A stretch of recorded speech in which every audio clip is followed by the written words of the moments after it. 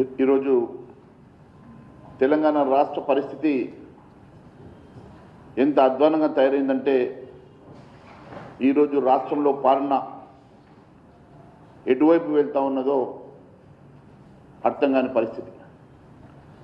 ఇప్పటికి మన పేపర్లు చూసినాం, స్వయంగా ఒక ఐఎన్టీసీ అనుబంధ సంస్థకు సంబంధించిన నాయకుడే ఈరోజు తెలంగాణ రాష్ట్రంలో 10% ఇవ్వందే రిటైర్డ్ ఎంప్లాయీస్ బిల్లులు క్లియర్ కావడం లేదని చెప్పడం, నిన్న మొన్న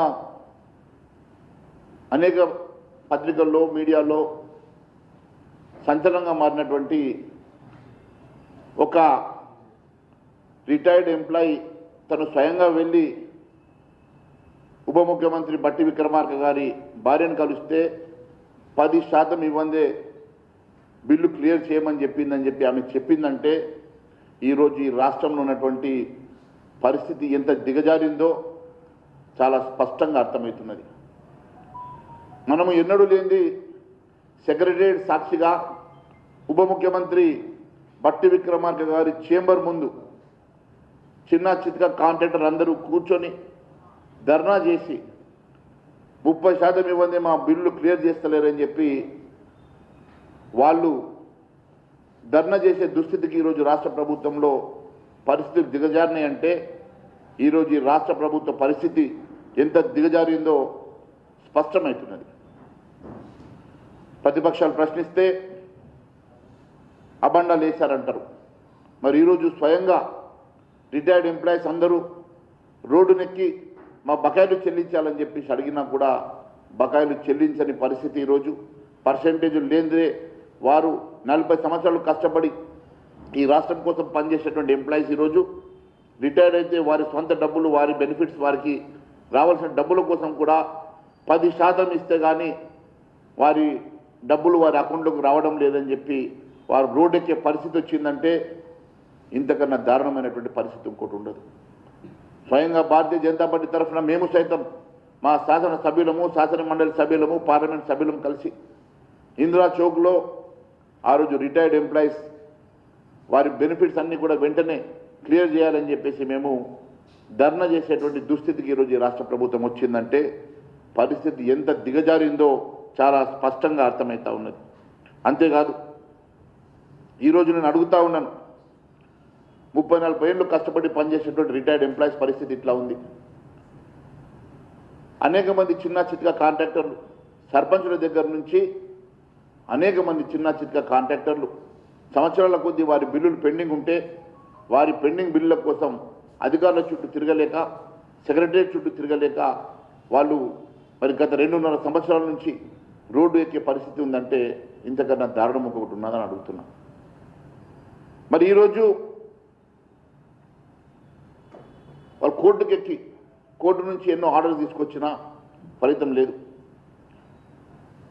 కోర్టు ధిక్కరణ కేసులు, కంటెంప్ట్ కేసులు అనేకంగా మరి వచ్చినప్పటికీ కూడా దాదాపు 500-600 కంటెంప్ట్ కేసులు అయినప్పటికీ కూడా ఈరోజు మరి వారి బాధలు తీర్తలేవు.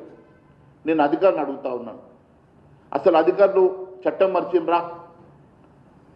అధికారులు ఈరోజు మరి రూల్ ఆఫ్ లాని మర్చిపోయి కేవలం మంత్రులు ఇచ్చినటువంటి ఆదేశాలకు మాత్రమే పనిచేస్తూ ఉన్నారా? మరి బాధ అవుతూ ఉన్నది.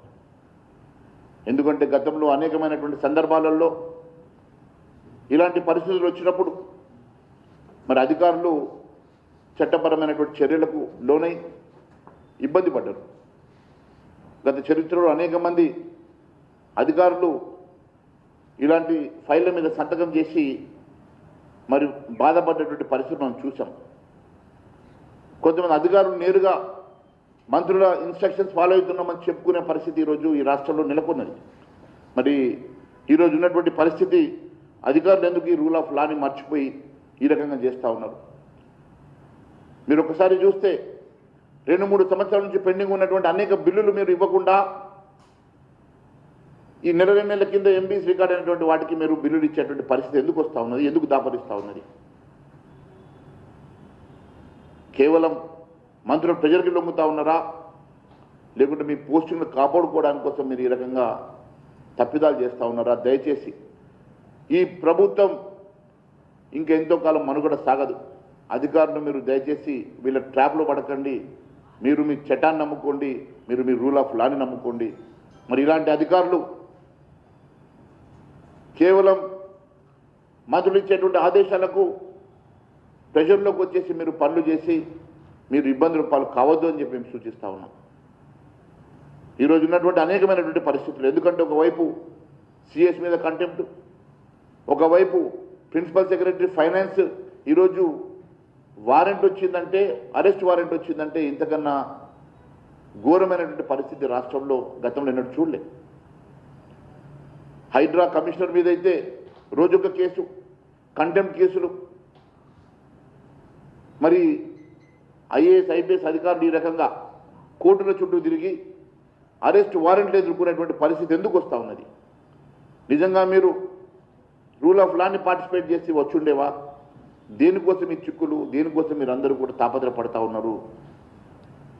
కేవలం మంత్రులు ఇచ్చేటువంటి ఆదేశాలకు వారి ప్రెజర్కి మీరు లోనైతే మీరు ఇబ్బందులు పడేటువంటి ప్రమాదం ఉన్నది. కాబట్టి మిమ్మల్ని సూచిస్తూ ఉన్నాను, ఈ ప్రభుత్వం శాశ్వతం కాదు.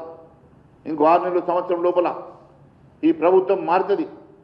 మళ్ళీ రేపు మీరు ఆన్సరబుల్ ఉంటారు. కాబట్టి మీరు ఒక్కసారి ఆలోచన చేసి నిర్ణయాలు తీసుకోవాలని నేను కోరుతా ఉన్నాం.